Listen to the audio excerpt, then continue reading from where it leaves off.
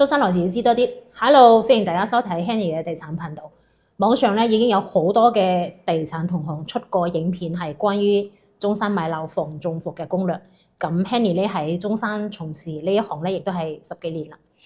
我都想講一講自己嘅一啲所見所聞，分享一下自己嘅經驗同埋一啲心得嘅。人有人講，我有我講。如果大家覺得呢一條影片對你有幫助嘅，抬手幫手俾個 like 支持一下。咁我哋而家即時進入正題。伏位一定要搞清楚間屋有冇暗病，唔係間樓都可以買得㗎。近電房有磁場對身體唔好，對正垃圾站咧有味有蟲有蚊，超西斜嘅單位咧夏天變焗爐，通通全部都要避開。超平嘅天地樓層，自己要諗清楚睇清楚，貪平會唔會真係着數呢？頂樓有冇漏水？夏天會唔會好熱？一樓嘅地下有冇花園送？如果送係咪真係你專用？伏位2，區位價格差距同埋交通，買錯位置返到香港真係好攰，冇覺得喺珠海嘅樓全部都適合你。睇到珠海樓價8000幾，係咪都覺得頭暈暈？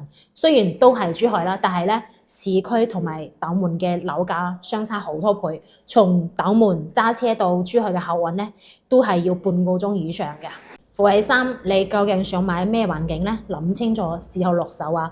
聽到好多港人話香港已經夠繁華啦，返到大陸仲買市區做咩呢？梗係要山清水秀、住得舒服嘅鄉村 feel 啦，係咪？所以冇話邊度最好，最緊要係邊度啱你自己。要靜要靚嘅山景湖景，呼吸新鮮嘅空氣就可以睇，好似坦洲嘅錦繡國際花城啦，三鄉嘅駿景峰啦，華發觀山水啦，同埋神灣一啲靠江嘅樓盤啦。貪方便落樓飲茶行街，咁就要去中山嘅市區或者係三鄉坦洲啲成熟嘅屋苑。伏喺邊度？冇同 agent 講清楚你嘅要求，佢咧帶你睇晒市區盤，結果咧你買咗先知道哦，原來我係要嗰種大自然嘅鄉村 feel， 咁先激氣啊！伏位4，分清楚真嘅低首付或者係假嘅低首付，睇清楚首付同埋總價。網上睇到幾多萬首期就心喐小心呢可能咧只係總房價嘅零頭。比如話一套100萬嘅屋苑啦，話係3萬嘅首期，其實咧開發商係幫你出剩低嘅12萬，但係總成本咧仲係100萬。甚至可能會變相增加你一個月供同埋利息嘅，所以咧一定要問清楚係真嘅低首付或者係假嘅低首付。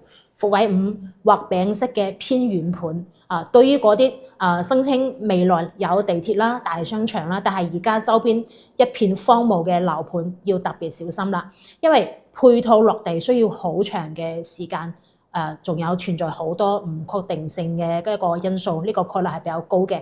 比如話一啲中山嘅南區啦、三角啦、神灣一啲樓盤，雖然環境睇起身係確實唔錯，但係交通啦、生活配套可能就係跟唔上，本地人咧一般都唔買嘅。伏位6，喺落定之前可以用企查查等一啲工具咧去查一查呢個發展商有冇被列為呢個失信嘅被執行人啦，或者係有冇大量嘅訴訟案件喺度啦。盡量選擇好似華發啦、保利呢啲咁嘅大品牌、國企、央企嘅開發商，或者係口碑比較好，而且咧冇負債嘅民企。伏位7，冇信嗰啲包租同埋高回報承諾。如果銷售保證高額租金回報或者係包租，一定要留多個心眼，因為中山部分區域嘅一個租賃市場咧，仲喺度發展當中，租金水平需要你實地考察先可以了解清楚。銷售口中嘅租金回報，最起碼要打個5折啊！伏位8，agent 好唔好相差其實真係好遠嘅，識揀識睇先可以慳錢慳力。揾到好 agent 真係可以幫你慳錢慳時間，買得安心。點為之好咧？第一個就係同聲同氣最緊要，識聽粵語啦，用香港人嘅思維去解釋，唔會雞同鴨講。第二，唔係齋識得 sell 樓，會老老實實咁同你講邊個屋苑有咩優點，有咩缺點，等你有全面嘅一個認知。